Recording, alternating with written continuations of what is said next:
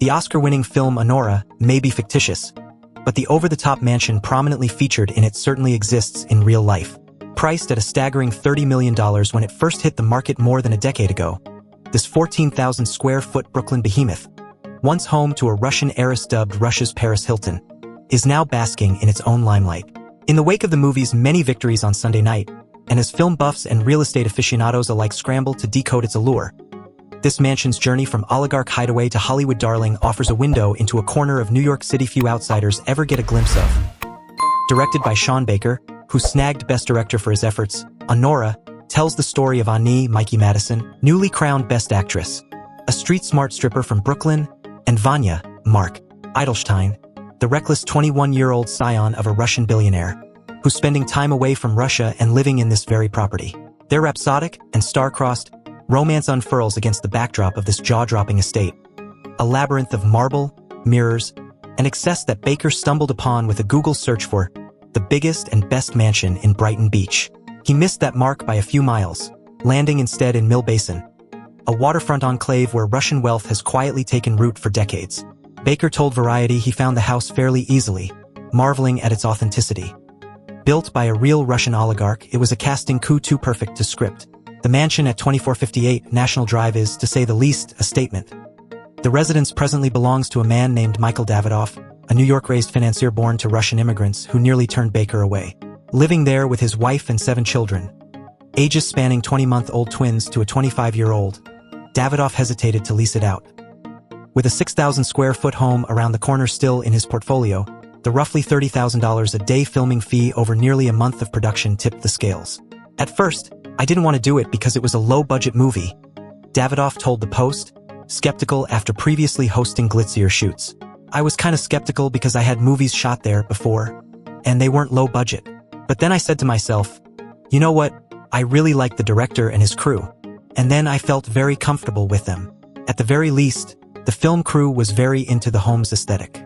Limestone, stucco, and dark glass clash in a facade that evokes a Miami Vice lord's lair crossed with a sci-fi fortress. Inside, it's a fever dream of opulence. 5 bedrooms, 4.5 baths, a 1,000-square-foot pool, a theater, staff quarters, and a garage that, in the film, showcases a fleet of luxury cars. Leather walls, a spa, and a pavilion seating 40 round out the amenities, while marble, acres of it, lines bathrooms and floors. There were so many rooms we didn't even use, production designer Stephen Phelps told Curbed, who recalls exploring the space like an archaeologist unearthing a lost kingdom. For Baker's crew, it was a goldmine. They barely touched the decorations, scavenging surreal statues and paintings from the owners to flesh out the oligarch vibe.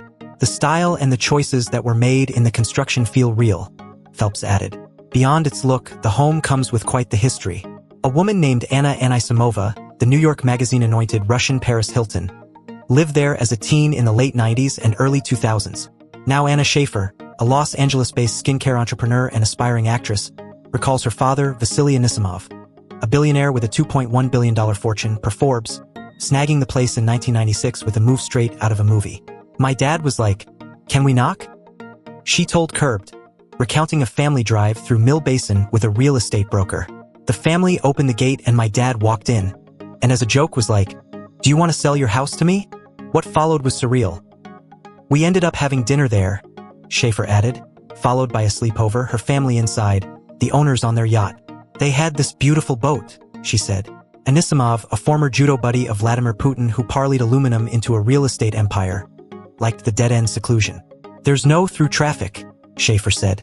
I think my dad liked how secluded it was and how private it was. The seller was John Rosati, a Brooklyn-born yacht flipper and auto magnate worth an estimated $400 million 3 years ago, who kicked off construction in 1989. Rosati, who once owned a 162-foot vessel dubbed Remember When, a Sopranos nod, handed it over for $3 million that same year after a spat over a deck built atop protected wetlands. From there, Anisimov's wife, Galina, unleashed a 2003 overhaul, adding a third story and importing European marble to craft a primary suite. Schaefer still recalls fondly. That was my mom's room, she told Curbed of the Bayview perch where she'd wake to water lapping outside. Summers meant jet ski jaunts with friends. It wasn't a terrible childhood. It was very free, but the fairy tale soured. After Schaefer and her sister left New York, the family listed the house in 2013 for $30 million. It languished, drawing snickers for its gaudy excess and Rosati ties. Headlines: Galina told her daughter broke her heart. By 2018, it sold for $10 million to an LLC. 3 years later, the Davidoff scooped it up for $7.2 million. Local broker Doreen Alfano of Bergen Basin Realty confirms Anisimova's teenage stint there and the area's appeal. "It's our best-kept secret," she told the outlet of Mill Basin, a peninsula jutting into Jamaica Bay where docks and boats are as common as bodegas elsewhere. That secrecy suits the area's eclectic elite. Waterfront homes start at $2.5 million. The bigger the house, the bigger the price tag, Alfano quipped. Yet it's a trek, 45 minutes to Manhattan by car, with buses as the lifeline and the Midwood subway a 14-minute drive. Still, the perks pile up: proximity to Coney Island and Rockaway Beach, plus Lindauer Park's ball fields and pools. Mill Basin's melting pot adds flavor. Italian Americans mingle with a growing Russian contingent, Orthodox Jews, Israelis, and newcomers like a Pakistani restaurateur. There's a big Russian community, Muslims, Alfano said. There's Greek food, French food. And the schools are great.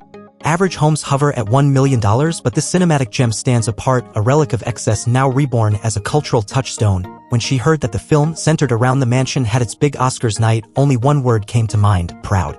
"I was really proud because I knew every single inch of that house. And to see it in the movie, it just really made me feel so good to know that I was a part of it," Alfano told the Post. "It was actually the location scout who had reached out to me at the time asking about it, and the owner of the house at the time didn't live in New York, they lived in Russia." In fact, Alfano revealed that the home had been in a transitional period, having just been sold to the Davidoffs. It was a matter of, will the new owner be okay with it? And he most certainly was. Davidoff, who snapped up the property in 2021, didn't grasp the movie's raw edge until he saw it. "I really didn't know exactly what the film was about," he told the Post. "And then when I saw it, I'm like, he has to win an Oscar for this movie." And that's exactly what happened. Davidoff even let cast members crash overnight during filming and use his cars that were filmed in the movie, and now even plans a celebratory dinner with Baker and his wife, Samantha. Davidoff's wife nudged him to buy the home, overriding his comfort with their prior pad. "When I found out this home was for sale, I'm like, you know what? I have to grab it because it's the jewel of New York City," he said. "There's nothing like it. Nothing in the 5 boroughs that I have seen." Davidoff said the previous owners have hinted at regret at letting the home go.